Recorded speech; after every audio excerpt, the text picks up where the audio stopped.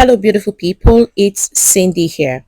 Welcome back to the channel. Today's video, as written in the title, will have a detailed everyday makeup tutorial for the girlies with oily skin and large pores. Before we begin, I want you to grab your makeup and come along with me. Let's do this tutorial together so you get your makeup done right and you slay your makeup flawlessly every day.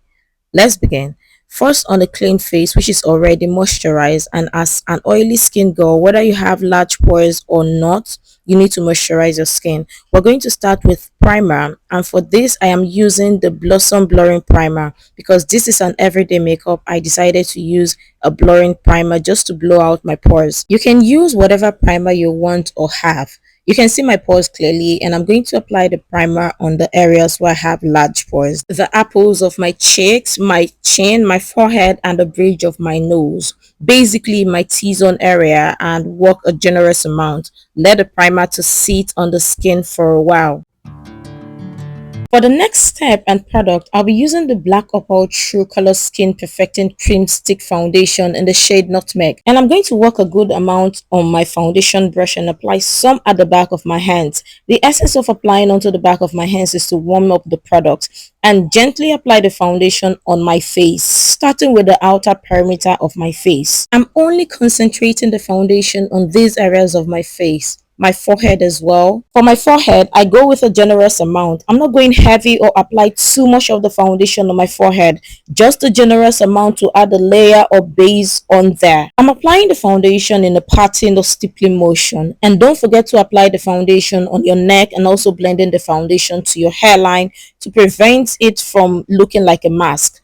I'm gently blending the foundation on the areas where we applied this so we have a good base. A good foundation base is essential to prevent your makeup base from wearing off underneath your makeup, and also so that other products could sit on it without separating later during the day. And next, I'll be using this concealer palette from ZKL and Golibe, and I'm going to use the shade that is closer to my skin tone to color correct my under eye. Because I have dark circles on my under eye, I prefer to use a concealer that is close to the shade of my skin tone, so when I apply a concealer it has a good base to sit on. Now I'm going to work or blend the concealer product generously so the dark circle pigments doesn't peep through the concealer. And to highlight my face or under eye, I'll be using a lighter shade of concealer, just a generous amount. Apply on my under eye, my chin and forehead. And now we're going to blend using the damp beauty sponge. Before blending, I go ahead to apply some concealer on the beauty sponge so that it doesn't soak up products, but rather enhance and blend the products or the concealer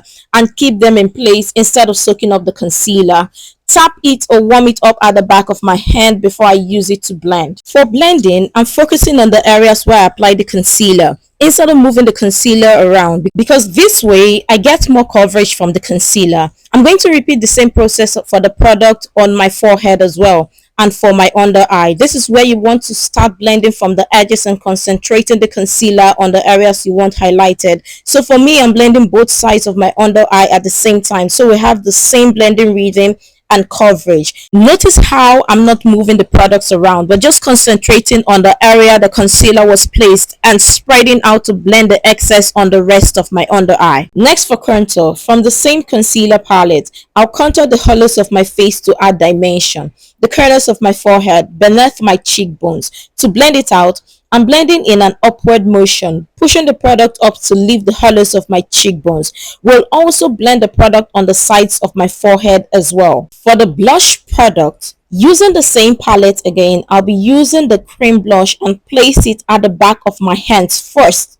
because it is highly pigmented, before applying it on the highest point of my cheekbones. And now I'm going to blend the blush product to diffuse any harsh lines, and I'll be using the brush I used for my contour to blend my contour and blush together to create a seamless transition. This helps to marry each product together. Moving on, I'll be applying another concealer on my under eye. This is the Wet n Wild Photo Focus Concealer. Apply a generous amount, This is to brighten my under eye. I'll blend the concealer using the same beauty sponge I used earlier to blend the product. And again, following the same process to maintain a brightened under eye, I'll concentrate it on the area I only want to brighten and spread the excess concealer to the outer side of my face. That way we have a clean concealer blend. Now I go back in to blend off the harsh lines because I want my under eye concealer to have a clean base. Before setting my entire face with powder, I'll go back in using my foundation brush to blend off every harsh lines on my face, starting with my forehead. You don't want to set your makeup base without blending the harsh lines. You need a clean blended base, and that is what we're doing over here. I'm pushing the product into the skin to blend and take off every harsh lines, and I'm going light-handed. You don't want to aggressively blend your makeup. It will hurt your skin and also move or cause your makeup product base to separate.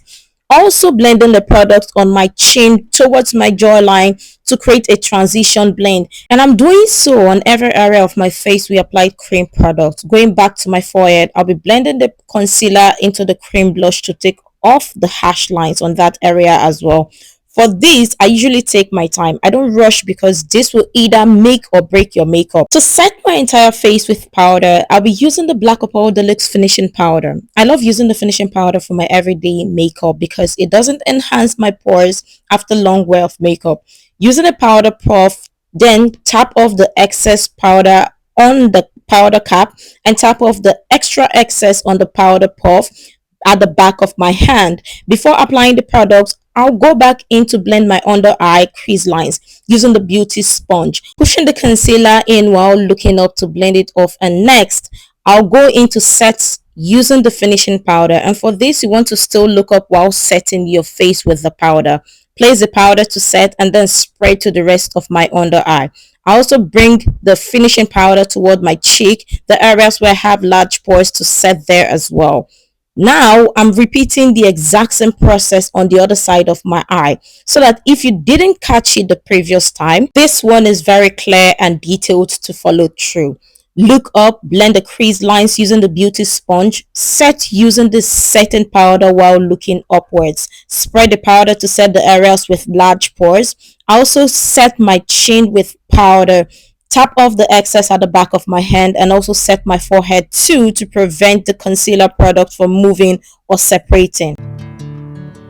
To set the hollows of my face where I applied cream contour, I'll be using the Zickel powder palette, and I'll first set the sides of my forehead using powder to set everything in place and repeat or set the hollows of my face. To set my contour or the areas where I applied contour, I first applied the powder at the back of my hand. I don't go in directly to apply the product on my face because the powder is pigmented.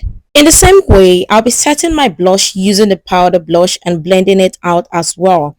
I'm a blush girly, so I go heavy-handed with my blush. And if you're not a blush girly, you could use a light amount of blush. And before blending my blush or before applying my blush, I always make sure to tap off the excess at the back of my hand. And now to set the rest of my face, I'll go back into the same powder palette. I'll use a powder product that is similar or close shade to my foundation to set and blend my entire face, concentrating on the areas where I see harsh lines. This would set everything together and give a clean transition. I would repeat the same process to set the area where I applied foundation to meet the contour and the highlighted part, and also blend down to my neck without forgetting that area as well. Next, to set my under eye, I'll be using the Inglot Loose Setting Powder. I love to double set my under eye to give me the desired brightened eye look. And for this process or for this step, I just repeat the exact same process we did earlier with setting our under eye with powder or with finishing powder at the initial stage or at the beginning. I'll move on to the next step to contour my nose. Even if we didn't apply any cream products to contour it, I'll be setting using a powder, and to blend a harsh line on my nose, I'll use a powder similar to my skin tone to set my nose contour harsh lines while still maintaining the contoured nose and a brightened under eye. Next, I'm going to lightly fill in my eyebrows, filling in the sparse areas and brushing the brow hairs.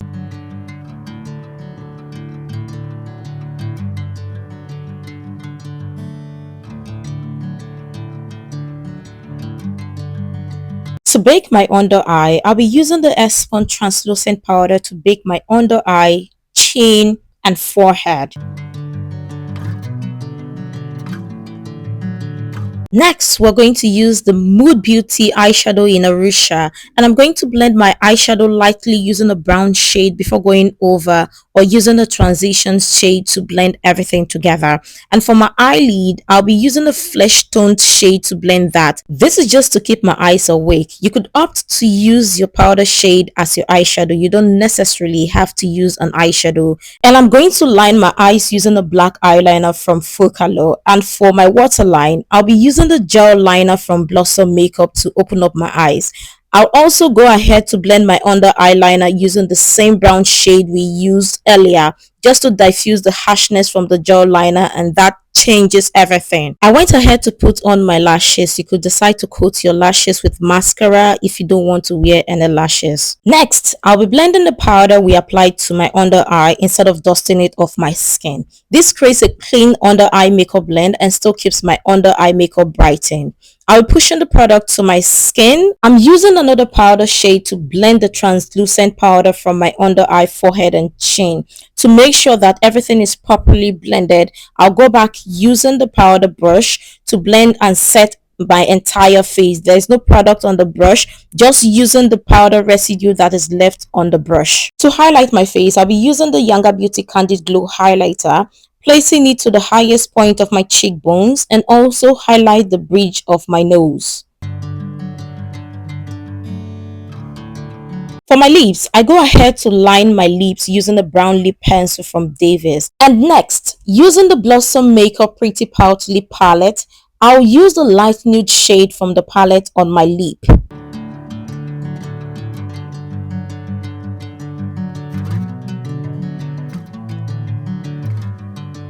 To top that up with a lip gloss, I'll be using the Blossom Makeup Lip Gloss on my lip as well. Smack the lips together to blend. Now for this part, this is totally optional, but if you are oily skin and have large pores, you shouldn't skip this. I'll be using a blotting powder which is from Akpolo. I'll go ahead to apply this powder to the areas of my face I tend to produce oil the most, which is mostly my T-zone area, the apples of my cheek, my chin, my forehead, and the bridge of my nose. The powder product doesn't have any color to change the look of the makeup. Rather, it helps lock the makeup so your makeup can stay long. And here we are. This is the finished look. I hope you enjoyed watching this makeup tutorial and learned one or two. Make sure to share your thoughts, routines, and makeup tutorial recommendations in the comment section. Like, share, and subscribe if you're not already, and I'll see you in the next video. Cheers and kisses.